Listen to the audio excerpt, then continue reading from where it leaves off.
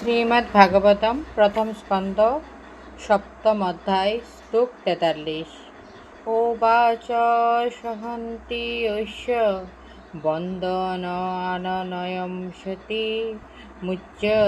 মুচ্যতামেষ ব্রাহ্মণ নিতরাম গুরু।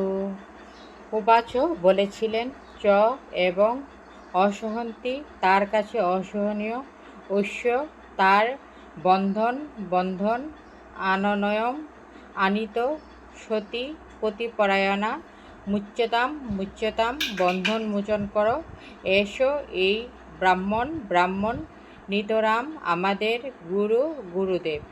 অনুবাদ: এইভাবে অশ্বত্থামাকে রজ্জুবদ্ধ অবস্থায় দেখে সাধ্বী দ্রৌপদী সসম্ভ্রমে বলে উঠলেন, এর বন্ধন মোচন করো, কেননা ব্রাহ্মণ সবসময় আমাদের পূজার্হ।